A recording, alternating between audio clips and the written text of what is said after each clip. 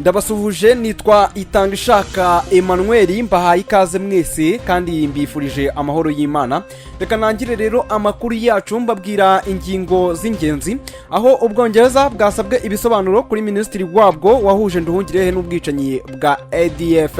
Hanyuma kandi turaza kukubwira ko batatu bafunzwe bakekwaho gutemagura inka z'umuturage aho ni mu karere ka Ngoma. Turaza no kubabwira ko yafatanywe kokayine ya miliyoni 14 n'ibice 7 by'amafaranga y'u Rwanda mu musatsi. Turaza kujya hanze y'u Rwanda tubabwire ko muri Korea y'Epfo bwa mbere mu myaka 9 umubare w'abavuka warazamutse. Hanyuma kandi nanone turaza kukubwira ko President Trump yayoboye inama y'abaminisitiri ya mbere.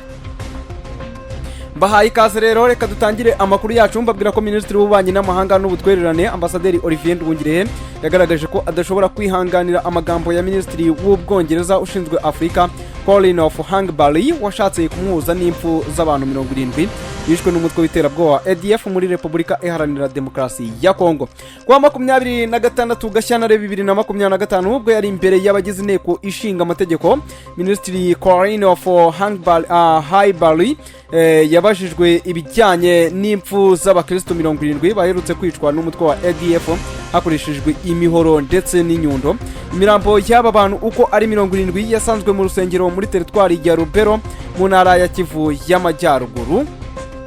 Amakuru yizewe avuga ko aba bantu biganjemo abagore n'abana babanje gufatwa bugwate n'umutwe wa ADF nyuma aza kubica. Hanyuma kandi abagize inteko ishinga amategeko mu Bwongereza babajije minisitiri Colin of Hangbury niba hari icyo yaba azi kuri izi mpfu, niba Ubwongereza bwaragejeje iki kibazo ku miryango mpuzamahanga. Mu gusubiza, minisitiri Colin of Hangbury yahise azana ambasaderi Nduhungirehe muri iki kibazo. Ati ukuri nuko turi kugerageza ngo ibyaha byose biri gukorwa muri ibi bitero bikorwa y'iperereza abantu babiryozwe. Ubwo nahuraga rero na minisitiri w'ububanyi n'amahanga w'u Rwanda i Geneve muri iki gitondo yahakanye ibi birego byose bishingiye kubiri kuba. Nyuma y'aya magambo rero, minisitiri Nduhungirehe yavuze ko ngo ibyatangajwe na Colin of Hangbury atari ibyo kwihanganirwa. Ati ubu bujiji buri kuri uru rwego kwitiranya ibintu n'ibinyoma bya minisitiri w'ubwongereza ushinzwe Afrika Colin Hangbury ni igitutsi kandi si ibyo kwihanganirwa. Yamajijwe n'abagize inteko ishinga amategeko ikibazo cy'abakristo bicishijwe inyundo n'imihoro n'abarwanyi ba ADF, umutwe w'iterabwoba ukomoka muri Uganda ushamikiye kuri ISS mu gace ka Kasanga muri teritwari ya Rubero mu ntara ya Kivu y'Amajyaruguru. Arangije aravuga ngo ubwo nahuraga na minisitiri w'ububanyi n'amahanga w'u Rwanda yahakanye ngo ibyaha byose biri kuba. Minisitiri Nduhungirehe yanagaragaje ko kandi guverinoma y'Ubwongereza ngo igomba kuzasobanura ibi bintu. Hanyuma twerekeje mu yandi makuru, reka tubabwire ko polisi y'u Rwanda ikorera mu karere ka Rusizi yataye muri yombi abantu 4 barimo 3 bacuruzaga urumogi n'umukiriya umwe waruje kugura urwo kunywa. Polisi y'u Rwanda ikorera mu karere ka Rusizi yataye muri yombi abantu 4 barimo 3 bacuruzaga urumogi n'umukiriya umwe waruje kugura urwo kunywa. Hafashwe udupfunyika dusanga 3,100. Mu bafashwe rero bacuruza harimo umugore umwe n'abagabo 2 bakaba bakurikiranyweho gutunda no gucuruza urumogi. Bafatiwe rero mu mukwabo wakorewe mu mudugudu wa Munyinya akagari ka Gihundwe mu murenge wa Kamembe mu karere ka Rusizi. Muri iyi minsi rero hakomeje kugaragara ubwiyongere bw'abantu bafatanwa urumogi. Ikintu polisi y'u Rwanda ivuga ko ngo giterwa nuko ngo abaturage bamaze gusobanukirwa ububi bw'ikoreshwa by'ibiyobyabwenge by'umwihariko ibiyobyabwenge by'urumogi. Nyuma ibituma rero ngo bihutira gutanga amakuru igihe babonye umuntu bakekaho gucuruza urumogi. Muvugizi wa polisi y'u Rwanda mu ntara y'Iburengerazuba SP Karekezi Bonaventure Twizere yabwiye igihe ko ngo aba bantu bafatanywe udupfunyika 3,100 twinjiye mu Rwanda tuvanywe muri Repubulika Iharanira Demokarasi ya Kongo. Yaravuze ngo rega impamvu muri iyi minsi muri kubona ibirego by'abantu bafatanwa urumogi ibisa n'ibyiyongereyeho biterwa ngo nuko abaturage basigaye baduha amakuru ari benshi. Abaturage rero baraduhamagara bakatubwira ko ngo kanaka ari kwangiriza urubyiruko, twagerayo tukamufatana urumogi. SP Karekezi yashimiye abaturage bagize uruhare mu gutanga amakuru yatumye abo bantu bafatwa, avuga ko ngo ubufatanye bw'abaturage n'inzego z'umutekano ari ingenzi mu kurwanya ibyaha no kubaka umuryango utarangwamo ibiyobyabwenge. Ati tuributsa abaturage ko polisi y'u Rwanda itazihanganira uwo ari we wese wishora mu biyobyabwenge kuko bigira ingaruka mbi ku miryango nyarwanda, byangiza urubyiruko kandi bikagira uruhare mu bikorwa by'ubugizi bwa nabi. Abatawe muri yombi rero bafungiye kuri sitasiyo ya polisi ya Kamembe mu gihe dosiye yabo iri gutunganywa ngo ishyikirizwe ubushinjacyaha. Itegeko nomero 68 rya 2018 ryo kuwa 30/8/2018 riteganya ibyaha n'ibihano muri rusange.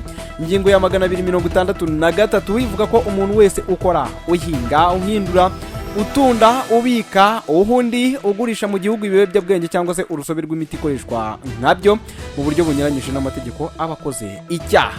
Iyo rero abihamijwe n'urukiko anishwa igifungo cya burundu n'ihazabu y'amafaranga y'u Rwanda arenze miliyoni 20 z'amafaranga y'u Rwanda ariko atarenze miliyoni 30 ku byerekeye ibiyobyabwenge bihambaye. Hanyuma twerekeje mu yandi makuru ari kuvugwa hanze ahangaha. Polisi y'igihugu yatangaje ko yataye muri yombi abantu 3 bo mu karere ka Ngoma, ikaba ibakekaho kwirara mu ifamu ry'umuturage bagatemagura inka ze.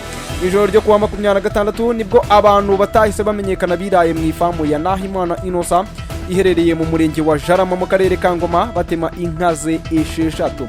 Inka nke mu zatemwe zahise zipfa ndetse abazitemye bazica amaguru barayatwara. Ubuyobozi bw'akarere ka Ngoma mu butumwa bwanyujijwe ku rubuga rwa X bwavuze ko amakuru yaburiye abugizi bwa nabi bwayamenye mbere yo kutangiza iperereza bamenyekana babukoze.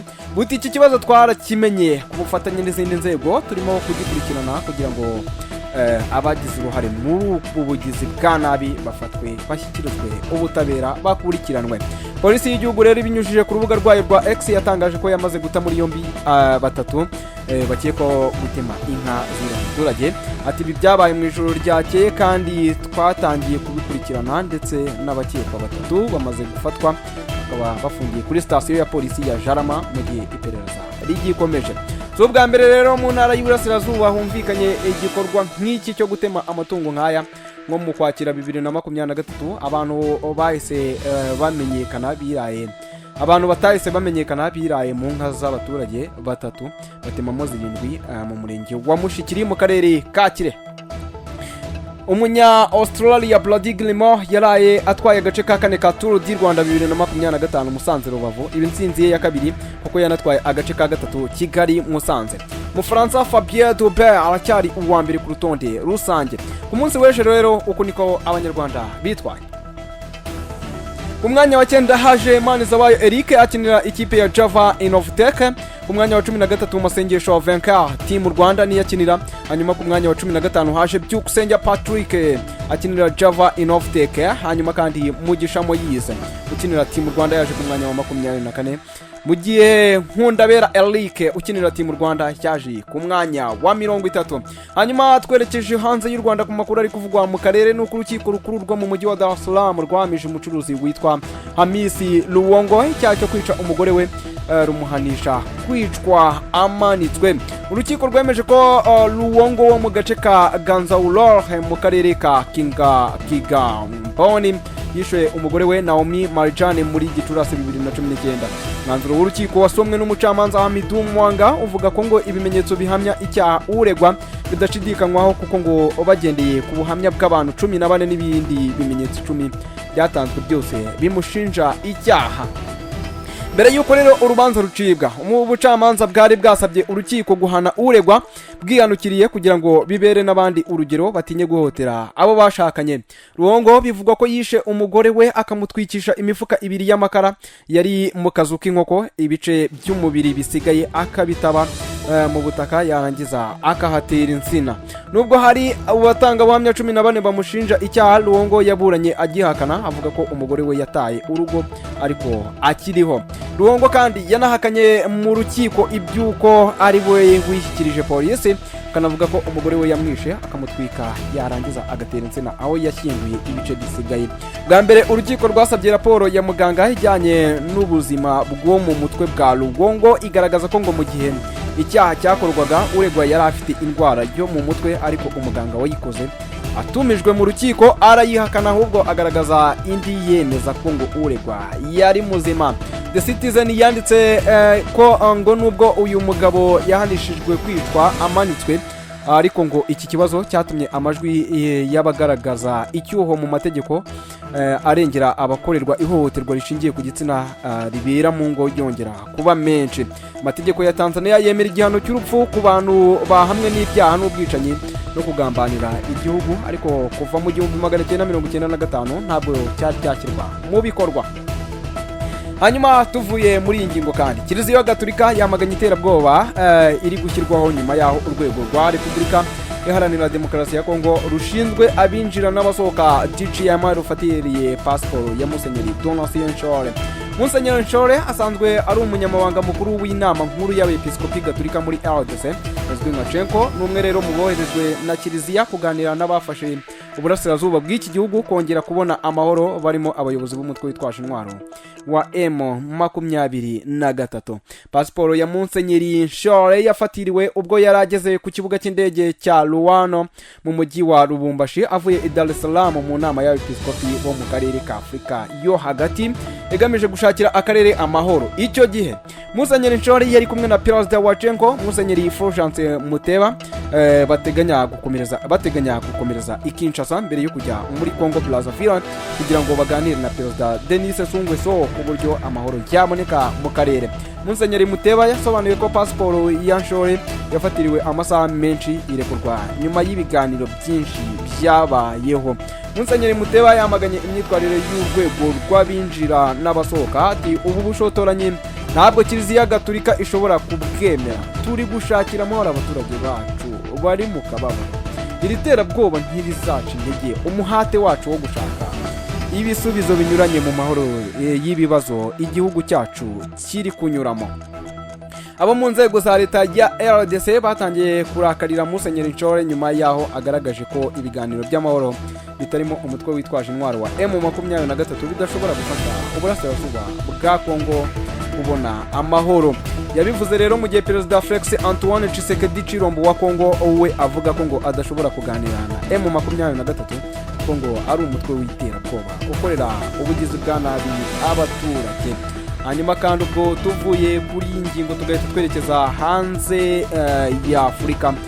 Bwa mbere mu myaka 9 ishize umubare w'abana bavuka kwiyongereye muri Korea y'Epfo ugera kuri 0.75 muri 2024 uvuye kuri 0.72 muri 2023. Muri Korea y'Epfo rero imibare y'abana bazima bavuka yagabanyutse mu myaka 8 yari ishize kugeza muri 2023 aho muri uwo mwaka yari igeze ku mpuzandengo ya 0.72 ivuye kuri 1.24 muri 2015.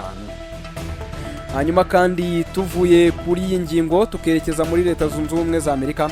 Kuri uyu wa gatatu tariki ya 26 Gashyantare 2025 Perezida wa Leta Zunze Ubumwe za Amerika Donald Trump yayoboye inama y'abaminisitiri ya mbere y'iyi manda ye. Mu byo yibanzeho rero harimo kugabanya cyane abakozi ba guverinoma yo ku rwego rw'igihugu, gukoresha inama nyuma y'ukwezi bitewe n'uko Sena igenda yemerera buhoro Perezida Trump abo yisaba gukorana nawe muri guverinoma ye. Mu muhango rero wo gufungura iyi nama ya mbere Perezida Trump yari yatumiye abanyamakuru ariko inama nyakuri igiye kwiga gahunda yayo mu mizi abanyamakuru barasohorwa. Hanyuma Perezida Trump yavuze ko muri make ibyo amaze kugeraho mu kwezi amaze ku butegetsi nko kugabanya abakozi ba guverinoma n'imari ikoresha binyuze ku bajyanama be bari mu rwego rwiswe doge yashyizeho. Dogi mu cyongereza bivuze Department of Government Efficiency, ni nko kuvuga urwego rwo kuvugurura imikorere ya guverinoma kugira ngo ibe myiza kurushaho. Umuyobozi wa Dogi y'umuherwe wa mbere ku isi Elon Musk nawe yari muri iyi nama. Perezida Trump yamuhaye ijambo kugira ngo asobanure abaminisitiri ibyo arimo nk'uko iyi nkuru dukesha VOA ivuga. Mu rwego rero rwo kugabanya igihombo guverinoma irimo iragabanya n'abakozi byibura rero ngo 100,000 bamaze gusezera cyangwa se kwirukanwa umugambi ngo nukubagabanya cyane nanone kurushaho. Nitwa Itanga Ishaka Emmanuel, naha dusoreje, ibindi tuzongera duhure mu kindi gihe. komeza rero ukurikire amakuru yacu agezweho, kuko tukugezaho amakuru agezweho nyine 5/5. ntukajye ucikwa rero, wowe kanda subscribe. Bye bye, komeza ugire ibihe byiza. Nitwa Itangishaka Emmanuel.